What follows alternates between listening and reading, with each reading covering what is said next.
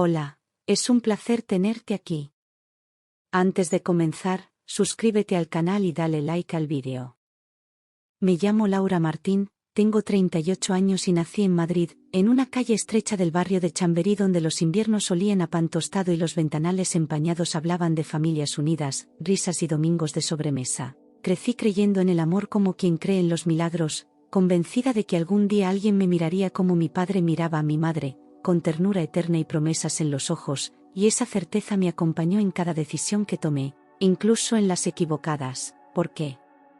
Cuando una mujer ama con el corazón limpio, nunca imagina que algún día aprenderá a sobrevivir en silencio. Soy diseñadora de modas, o al menos lo era antes de perderme en un matrimonio donde mi voz dejó de importar, y donde mi reflejo en el espejo se volvió un misterio. Hoy estoy aquí para contar mi historia no como víctima, sino como testigo de mi propia resurrección, porque he vuelto del abismo, y quiero que el mundo sepa que sí se puede volver a nacer, aunque el alma haya sido rota 1000 veces.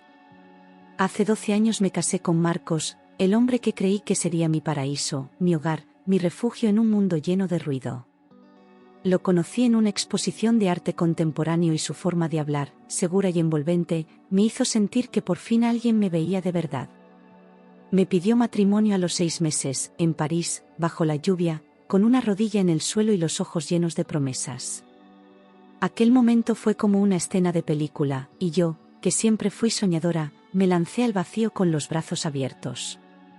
Pensaba que el amor podía más que cualquier obstáculo, que con él lo tendría todo. Al principio todo era perfecto, viajes espontáneos a Roma, cenas bajo la luz de las velas, caricias que me hacían olvidar el mundo entero. Marcos sabía cómo envolverme, cómo hacerme sentir especial, única, la mujer más afortunada de la tierra. Me escribía notas de amor que dejaba escondidas en mis libros, y cada día parecía una celebración de lo que estábamos construyendo. Mis amigas decían que éramos la pareja ideal, y yo lo creía con todo mi ser. No había señales, ni sombras, solo la luz cegadora de un amor que parecía eterno. Marcos era atento, divertido, de esos hombres que parecen saber lo que necesitas antes de que tú lo sepas. Me hacía reír incluso en mis peores días, imitaba voces, cantaba canciones inventadas, y hasta me llevaba el desayuno a la cama los domingos.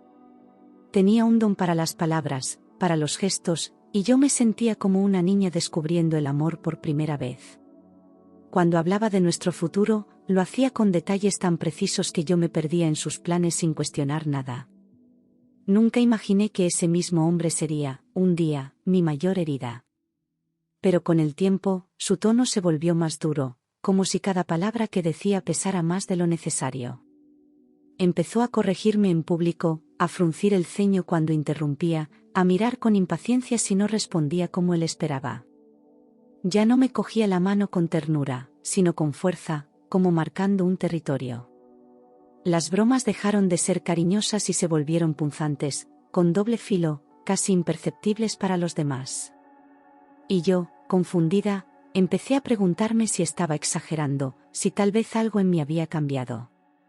Comenzó a criticar mi ropa, diciendo que me vestía como una adolescente o como una vieja, según el día. Opinaba sobre mis amigas, que si eran unas solteronas amargadas o unas frívolas sin contenido, y me preguntaba por qué necesitaba tanto hablar con ellas. Se quejaba de cómo pronunciaba ciertas palabras, de mi acento madrileño, de mi risa demasiado alta. Cada opinión suya era una pequeña herida que no sangraba, pero dolía en silencio. Poco a poco, su voz fue ocupando el espacio de mis pensamientos, y la mía empezó a desaparecer. Sin darme cuenta, fui dejando de llamar a mis amigas, cancelando planes, inventando excusas para no ver a mi familia. Él siempre tenía una razón para convencerme, que necesitaba descansar, que mejor una noche juntos, que yo no sabía decir que no. Me volví experta en justificar ausencias, en inventar pequeñas mentiras piadosas que me protegían de su mal humor. Y en ese silencio social, mi mundo se redujo a él, a sus horarios, sus gustos, sus normas. Cuando quise darme cuenta, ya no tenía a nadie a quien contarle lo que me estaba pasando. Una noche, después de una discusión absurda sobre una cena que se había enfriado, me abofeteó. Fue un segundo, un chasquido en el aire, una explosión seca que no supe cómo procesar. Me quedé paralizada, con la mejilla ardiendo y los ojos en blanco, sin entender qué había pasado. Él también se quedó quieto, como si no creyera lo que acababa de hacer. Y en ese instante, supe que algo se había roto para siempre, aunque aún no tuviera el valor de aceptarlo. Lloró como un niño perdido, con las manos temblando, diciendo que no sabía lo que le pasó, que jamás pensó en hacerme daño. Me abrazó con desesperación, repitiendo que me amaba más que a su vida, que estaba pasando por un mal momento. Dijo que no era él, que el estrés, el trabajo, los problemas lo estaban devorando por dentro. Yo, envuelta en esa mezcla de miedo y ternura, quise creer que era un accidente, una excepción. Porque aún le amaba, y no sabía cómo dejar de hacerlo de un día para otro. Le creí porque necesitaba creerle, porque mi corazón no estaba preparado para aceptar la verdad. Le dije que estaba bien, que lo entendía, que íbamos a salir adelante juntos. Me convencí de que el amor lo podía todo, que solo era una caída en el camino. Me maquillé la cara y el alma, y seguí como si nada, porque el miedo aún no había ganado del todo. Pero la herida seguía ahí, invisible para los demás, latente dentro de mí. Al mes volvió a hacerlo, con más fuerza, con menos culpa, como si ya no hiciera falta esconder el monstruo que llevaba dentro. Esta vez no hubo discusión, solo una mirada, un comentario irónico, y luego el golpe. Yo ya no lloré, solo me encogí por dentro, intentando no existir, no provocar, no respirar demasiado fuerte. Él me pidió perdón de nuevo, pero ya no se arrodilló. Yo, sin embargo, aún no sabía cómo irme. Siempre había una razón para justificarlo: el trabajo, el estrés, mis silencios, una palabra mal entendida. Decía que yo no sabía apoyarle, que le exigía demasiado, que no comprendía la presión que sentía. Yo acabé creyendo que tal vez era culpa mía, que si hablaba menos o sonreía más, todo mejoraría. Me volví experta en medir mis gestos, mis frases, mis pasos. Pero las excusas se convirtieron en la manta con la que él tapaba su violencia y yo, su cómplice involuntaria. Aprendí a maquillarme de una forma distinta, no por vanidad, sino por necesidad. Cada mañana frente al espejo, cubría los moratones con capas de base y corrector, dibujando una versión falsa de mí misma. Nadie sospechaba nada, y si lo hacían, nadie preguntaba. Me dolía más la vergüenza que los golpes, como si el silencio fuera mi castigo. Vivía entre sombras, intentando que mi rostro no delatara el infierno que llevaba dentro. Inventaba historias absurdas, que me había caído por las escaleras, que el gato me había arañado, que era torpe por naturaleza. Y lo decía con una sonrisa temblorosa, esperando que nadie notara el miedo detrás de mis ojos. Mentir se volvió parte de mi rutina, una forma de protegerle a él y, sin saberlo, de hundirme a mí. Me odiaba por mi cobardía, pero no sabía cómo romper el ciclo. Sentía que nadie me creería, que todos pensarían que exageraba. Vivía pendiente de sus gestos, de su respiración, de ese silencio previo al estallido que me paralizaba. Cualquier sonido podía ser una amenaza, cualquier palabra un detonante. Dormía con el cuerpo tenso, el alma en alerta, esperando el próximo arranque. Había olvidado cómo era vivir sin miedo, sin esa ansiedad que me acompañaba incluso en los sueños. Era una sombra en mi propia casa, una prisionera invisible. Revisaba mi teléfono, mis redes, mis correos, incluso los tickets de compra que guardaba en el bolso. Decía que era por amor, que una pareja no debía tener secretos. Me prohibió seguir a ciertos amigos, borrar contactos, cerrar mis cuentas. Llegó un punto en que ya no sabía qué era mío y qué era suyo. Mi intimidad desapareció, y con ella, la última parte de libertad que me quedaba. Ya no veía a mi familia, mis padres me llamaban y yo respondía con frases cortas, apresuradas, siempre justificando mi ausencia. Marcos odiaba las visitas y yo empecé a odiarlas también, solo para evitar su mal humor. Vivíamos en una burbuja donde solo existía su voz y su voluntad. Me convenció de que el mundo era peligroso, que todos querían separarnos. Y yo, débil y cansada, terminé creyendo que solo él podía protegerme. Cada día era una prueba de resistencia emocional, un examen constante que nunca aprobaba. Sus cambios de humor eran imprevisibles. Podía abrazarme con ternura y, un segundo después, empujarme contra la pared. Caminaba sobre cristales, temiendo romper su frágil calma. Me sentía invisible, agotada, como si cada día fuera un castigo que debía soportar por haber amado demasiado. El amor se había convertido en una jaula con barrotes de miedo. Aún soñaba que cambiaría, que volvería a ser aquel hombre dulce que me conquistó. Guardaba sus disculpas como si fueran promesas, como si el amor pudiera curarlo todo. Pero cada vez que creía ver una chispa de ternura, la realidad me golpeaba más fuerte. Me di cuenta de que el perdón ya no servía, que su arrepentimiento duraba menos que mis heridas. Sin embargo, mi corazón seguía encadenado a la idea del hombre que ya no existía.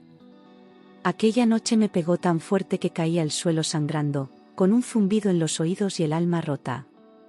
No recuerdo el motivo exacto, solo su mirada llena de rabia y mi cuerpo inmóvil en el suelo frío.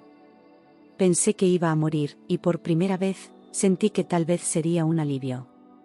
Cuando se marchó de la habitación, me arrastré hasta el baño y me miré al espejo. Lo que vi me heló el corazón, ya no quedaba rastro de la mujer que fui. Me miré al espejo y no me reconocí, tenía la cara hinchada, el labio roto y los ojos vacíos. Pero lo que más me dolió no fueron las heridas visibles, sino la tristeza que habitaba en mi mirada.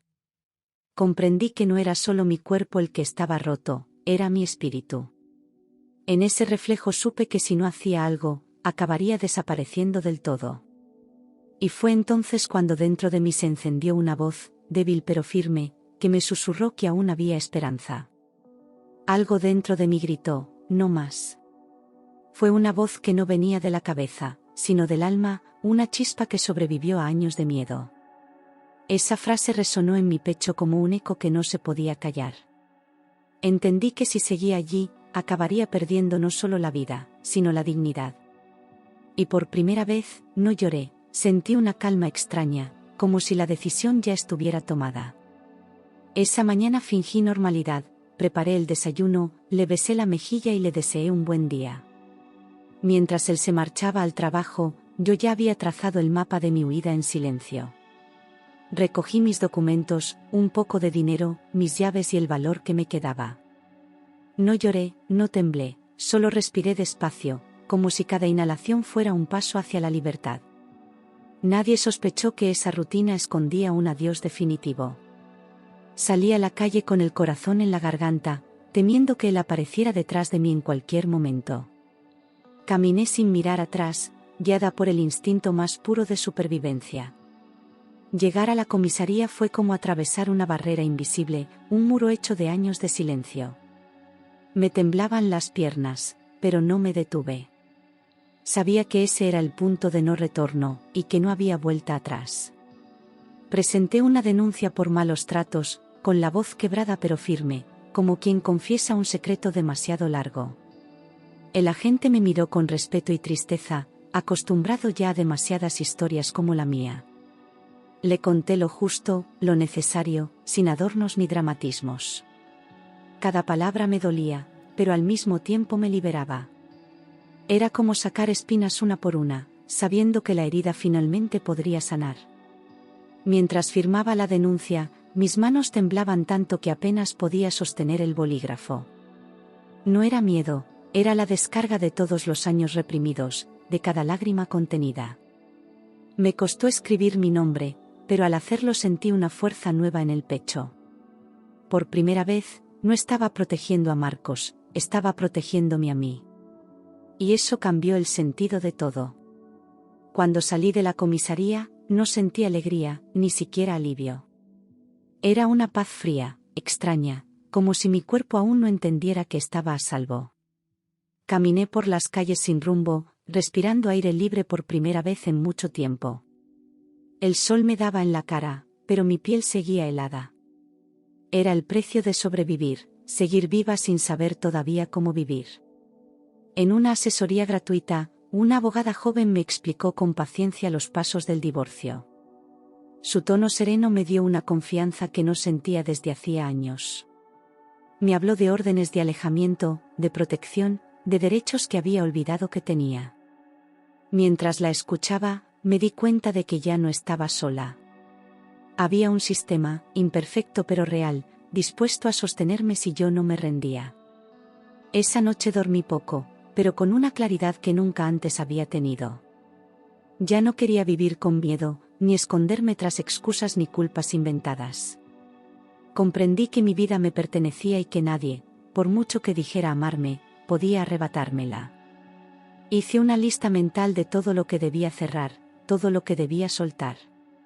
Y en el centro de esa lista estaba mi libertad, escrita en letras invisibles pero firmes. Cuando volví, la casa olía a él, a su perfume mezclado con el polvo del tiempo detenido. Todo estaba en su sitio, como si nada hubiera pasado, pero yo ya era otra. Recogí lo esencial, unas fotos, mis bocetos, mi ropa preferida.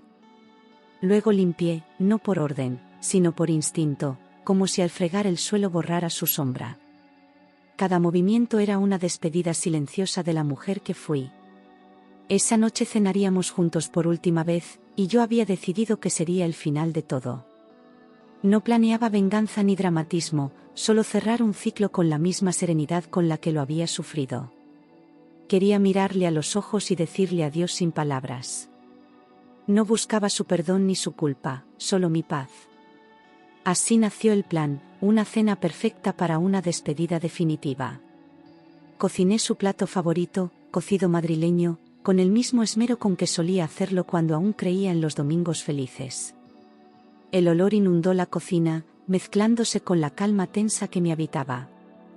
Cada movimiento tenía un propósito, cada gesto era parte de una coreografía silenciosa. Puse la mesa con cuidado, como si todo fuera una escena ensayada 1000 veces. No era una cena, era el cierre de una historia que por fin tenía final. Coloqué rosas blancas en el centro de la mesa, símbolo de paz y de despedida.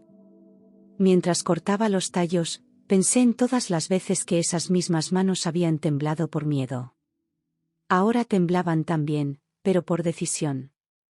Las flores solían a renacer, a promesa, a vida después del dolor. Aquella noche, cada pétalo era una palabra que no necesitaba pronunciar. Abrí una botella de vino que había guardado para ocasiones especiales, una reserva que nunca llegó a compartirse. El corcho crujió como una señal, como un suspiro del pasado que se despedía. Serví 2 copas, sabiendo que aquella sería la última vez que brindaríamos juntos. Observé cómo el líquido rojo giraba en el cristal, reflejando mi rostro sereno. Por fin entendí que la calma también podía ser una forma de valentía. Encendí 2 velas y apagué las luces, dejando que la habitación se llenara de un resplandor suave, casi irreal. Las llamas bailaban despacio, y por un instante, todo parecía tranquilo, casi bello. Esa falsa serenidad era parte del plan, que él creyera que nada había cambiado. Pero dentro de mí, el fuego era otro, uno que ardía sin destruir. Era el fuego de quien ha decidido empezar de nuevo. Sentía el pulso en las sienes, en las muñecas, en el pecho. No era miedo, era pura decisión latiendo con fuerza. Me miré al espejo antes de que llegara y vi en mis ojos una determinación que nunca había tenido. Ya no era la Laura rota, era la que había sobrevivido a su propio infierno. Y aunque el cuerpo temblaba, el alma estaba firme. Escuché las llaves girar en la puerta y el sonido metálico me atravesó el estómago. Cada paso suyo resonaba como un eco familiar y doloroso. Cuando entró, traía esa sonrisa ensayada de hombre que se cree dueño del mundo. Miró la mesa, el vino, las flores, y asintió satisfecho, creyendo que lo esperaba con amor. No imaginaba que lo aguardaba era su final, no el mío. Entró con ese aire de superioridad que siempre me hizo sentir pequeña. Le sonreí sin miedo, sin rencor, como quien observa un recuerdo que ya no duele. Me besó la mejilla y comentó lo bien que olía la comida, ajeno al silencio que lo envolvía todo. Yo asentí, manteniendo la calma que tanto me había costado construir. Esa sonrisa, la mía, era mi escudo y mi libertad al mismo tiempo. Me miró con desprecio disfrazado de broma y dijo, «Te lo dije», Con un par de bofetadas te quedarías dócil como la seda. Sus palabras fueron un golpe distinto, uno que ya no podía herirme. Lo observé con una distancia nueva, como si hablara un extraño. Todo lo que un día me hizo temblar ahora me parecía vacío, patético. En ese instante, entendí que ya no tenía poder sobre mí. No respondí de inmediato. Lo miré a los ojos y respiré, dejando que el silencio pesara más que cualquier grito. Él esperaba una reacción, un llanto, una súplica, pero no la encontró. Mi serenidad lo descolocó, como si no comprendiera que la víctima había desaparecido. En ese segundo, supe que el miedo se había ido para siempre.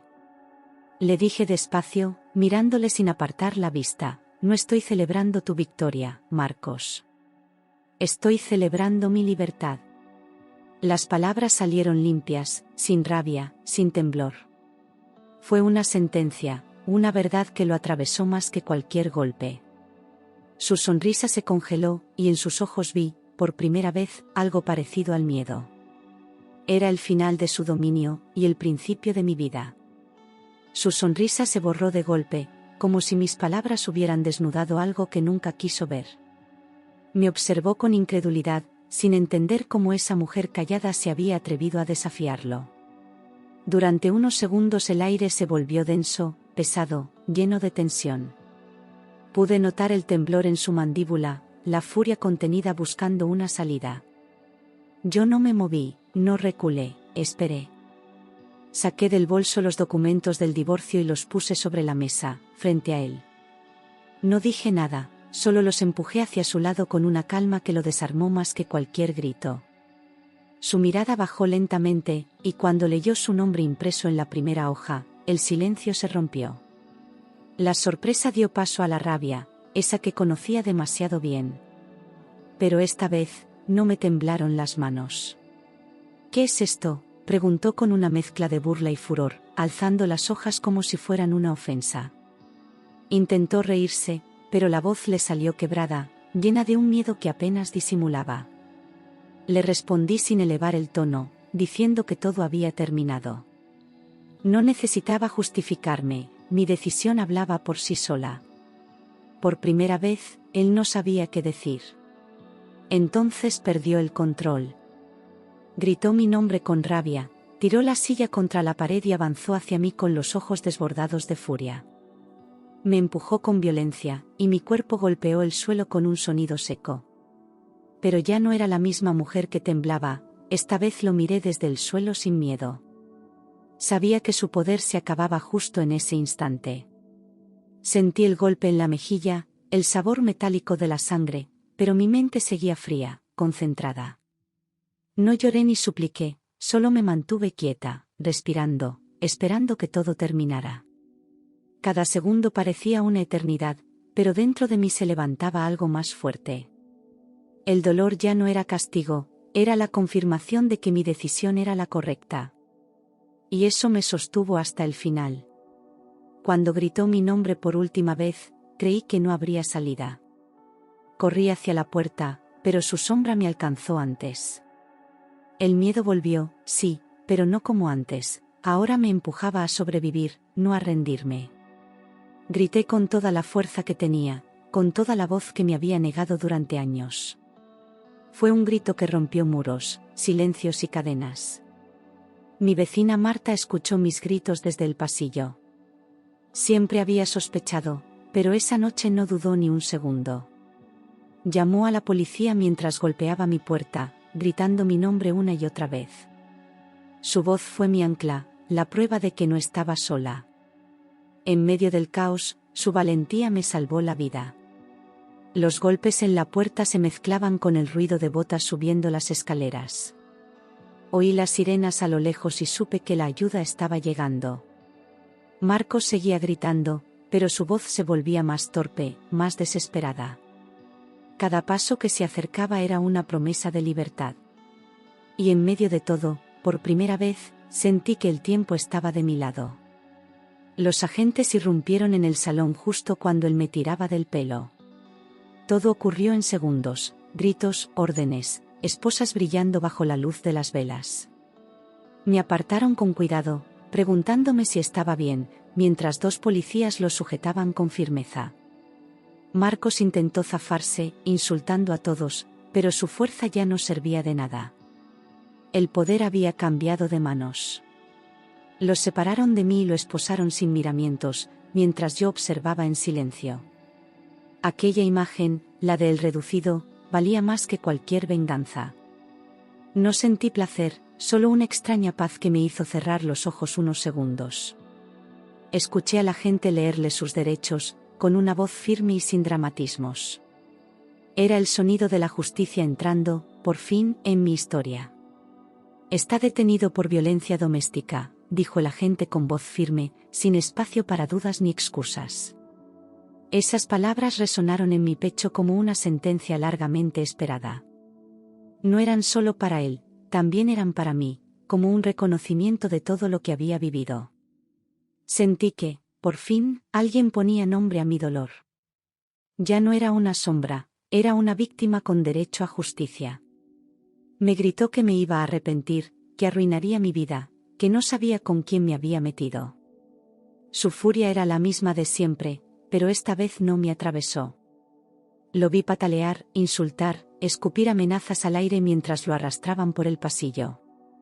Y por primera vez, comprendí que su odio ya no me pertenecía. Era su condena, no la mía. No respondí. Ni una palabra, ni una lágrima. Solo lo miré con esa calma nueva que había aprendido a construir en medio del caos. Mi silencio fue más fuerte que cualquier grito suyo, más hiriente que sus insultos vacíos. Era el final que él nunca imaginó, una mujer que ya no necesitaba defenderse porque se había ido. En la comisaría, di mi testimonio con la voz quebrada, pero sin bajar la mirada. Cada palabra que pronuncié fue una herida abierta, pero también una forma de cerrarla. Me escucharon con respeto, sin prisas, como si por fin alguien comprendiera el peso de lo que cargaba. No sentí vergüenza, solo una enorme necesidad de contar mi verdad. Y esa verdad, por dura que fuera, ya no me avergonzaba. Entregué las fotos que había guardado durante años, los mensajes llenos de amenazas, los informes médicos que hablaban por mí. Cada documento era una parte de mi historia, una pieza del rompecabezas que ahora mostraba su rostro real. Nadie podía negar lo evidente. Ya no era una sospecha, era un caso claro de violencia. Y yo, al fin, tenía pruebas que hablaban por mí. El juez no tardó en dictar una orden de alejamiento inmediata. Al leer la resolución, sentí que el aire volvía a entrar en mis pulmones sin dolor. Por fin, un muro entre él y yo, aunque fuera legal y no de ladrillos. Sabía que aún quedaba camino, pero aquel era un paso inmenso. Una barrera simbólica que me devolvía algo que creía perdido, la seguridad. Días después supe que había perdido su trabajo. Su imagen pública, esa fachada impecable de hombre respetable, se había derrumbado como un castillo de naipes. La noticia corrió rápido, y ya nadie podía defender lo indefendible. Lo vi en televisión, cabizbajo, escoltado por 2 agentes. Aquella imagen fue la prueba de que la verdad, tarde o temprano, siempre sale a la luz. Mis vecinos, sus amigos, incluso antiguos compañeros de trabajo, comenzaron a mirarme de otra forma. Ya no era la mujer distante y callada, era la que sobrevivió, la que habló. Algunos se acercaron a pedirme perdón por no haber preguntado antes, por mirar a otro lado. Otros se alejaron, incapaces de aceptar la verdad. Pero ya no me importaba, yo sabía quién era y de dónde había salido. Fue condenado a 5 años de prisión. El tribunal fue claro, rotundo, sin espacio para dudas. Escuché la sentencia sin emoción visible, pero por dentro, algo se deshizo. No celebré su condena, pero sí el fin de su poder sobre mí. Su mundo se derrumbaba, mientras el mío, poco a poco, empezaba a reconstruirse. Me mudé de barrio, lejos de todo lo que me recordaba a él. Alquilé un piso pequeño, con ventanas grandes y paredes blancas que olían a comienzo. Al principio, el silencio me pesaba, pero pronto entendí que era el sonido de la paz. Nadie gritaba, nadie rompía cosas, nadie me vigilaba. Por fin, el hogar era un lugar seguro. Abrí una pequeña tienda de ropa femenina en Lavapiés, un local modesto pero lleno de color y de esperanza. Cada prenda que diseñaba llevaba algo de mí, de mi historia, de las cicatrices convertidas en arte. Las clientas llegaban buscando ropa, pero muchas se quedaban para hablar, para compartir sus propias batallas. Mi tienda se volvió un refugio, un espacio donde las mujeres se reconocían sin miedo. Allí comprendí que el dolor, cuando se transforma, puede generar belleza. Diseñar volvió a darme sentido, me reconectó con aquella Laura que un día soñaba sin miedo. Mis manos, antes temblorosas, ahora creaban sin dudar, como si coser fuera también curar. Cada puntada era una afirmación de vida, una manera de decir, sigo aquí. El pasado dejó de ser una sombra y se convirtió en impulso. Había vuelto a nacer, esta vez sin cadenas. Un día fui a casa de Marta, la vecina que me salvó aquella noche. Llevé un ramo de flores y una nota escrita a mano, gracias por no mirar hacia otro lado. Cuando me abrió la puerta, nos abrazamos largo, en silencio, con lágrimas contenidas y sonrisas verdaderas. En ese abrazo entendí el valor inmenso de la empatía. A veces, un gesto de valentía puede cambiar un destino entero. Voy a terapia cada semana, no es fácil, pero es mi manera de reconciliarme con el pasado. He aprendido que sanar no es olvidar, sino aprender a mirarse sin culpa. Todavía hay noches en que el miedo asoma, pero ya no me domina. Ahora sé que merezco paz, amor y una vida sin miedo. Y cuando cierro los ojos, ya no veo su rostro, me veo a mí, libre, viva y en paz. Volví a Chamberí un domingo cualquiera, muchos años después, cuando el invierno olía otra vez a pan tostado y los ventanales empañados hablaban de hogares en calma. Caminé por esas calles estrechas que me vieron nacer, y por primera vez en mucho tiempo, no sentí nostalgia ni dolor, solo gratitud. Me detuve frente a la pastelería de la esquina y recordé los domingos en casa de mis padres, las sobremesas largas, las risas, la inocencia de quien cree que el amor siempre cuida. Sonreí, porque aunque el camino fue cruel, volví a mí. Volví a la mujer que creía en los milagros, pero ahora con los ojos abiertos. Me senté en un banco del parque donde solía leer cuando era adolescente, y sentí el sol sobre la cara como un regalo inmerecido.